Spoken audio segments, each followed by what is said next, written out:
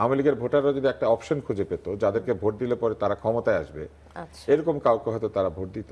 ত্রয়োদশ জাতীয় সংসদ নির্বাচন, বিএনপি ও জামাত ইসলামের প্রাপ্ত ভোটের ব্যবধান যদি আমরা একটু লক্ষ্য করি, যে 297 আসনের কেন্দ্রভিত্তিক বিস্তারিত ফলাফল বিশ্লেষণে দেখা গেছে ধানের শীষ প্রতীক নিয়ে প্রতিদ্বন্দ্বিতা করা বিএনপি প্রার্থীরা মোট 3,74,68,994 ভোট পেয়েছেন।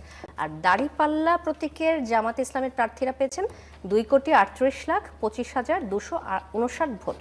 299 আসনে মোট ভোটার 12,72,98,585। এর মধ্যে ভোট দিয়েছেন 7 কোটি কিছু বেশি।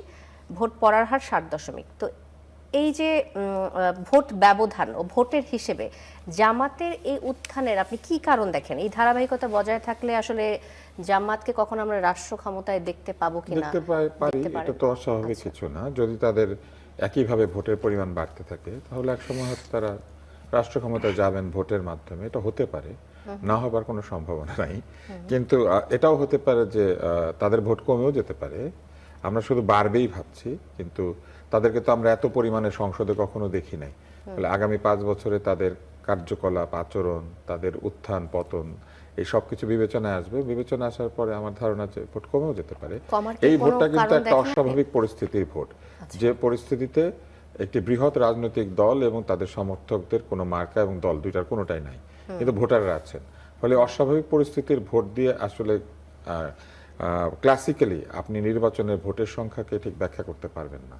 কেননা আমরা বলতে পারি না যে যারা ভোট দিয়েছেন তাদের মধ্যে কত পার্সেন্ট আওয়ামী লীগের ভোটার জামাতের বাক্সে দিয়েছেন আর কত পার্সেন্ট আওয়ামী লীগের ভোটার বিএনপির বাক্সে দিয়েছেন। আর এর মধ্যে এনসিপির ভোটও কিন্তু আছে। জেনজিদের যে ভোটটা তারা এনসিপির কাছ থেকে পেয়েছেন এই পরিমাণটা কিন্তু 3%-এর মতো। 4 কোটি তরুণ ভোটার, না 3% অফ যে ভোট কাস্ট হয়েছে তার মধ্যে অ্যাটলিস্ট 3% ভোটারের সংখ্যা হিসেবে। হ্যাঁ, মানে 7 কোটি ভোটের মধ্যে অন্তত 25-30 লক্ষ ভোট বা 40 লক্ষ ভোট এসেছে এনসিপির ভোটারদের কাছ থেকে।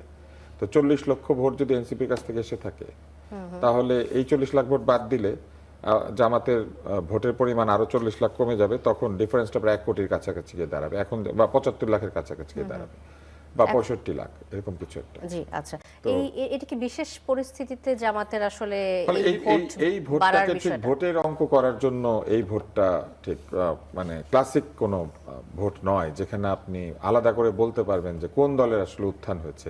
কেননা এইখানে আওয়ামী লীগের বহু ভোটার বা বহু লোকজন তারা এলাকা ভিত্তিক নিরাপত্তা, তাদের ব্যবসা বাণিজ্যের নিরাপত্তা, তাদের সামনের দিনে কাজকর্ম করার সুযোগ, এই অনেক কিছু বিবেচনায় নিয়ে তারা এলাকা ভিত্তিক ভোট দিয়েছেন। কোথাও তারা জামাতকে ভোট দিয়েছেন, কোথাও তারা বিএনপিকে, অধিকাংশ ভোট বিএনপিকে দিয়েছেন বলে আমার মনে হয়।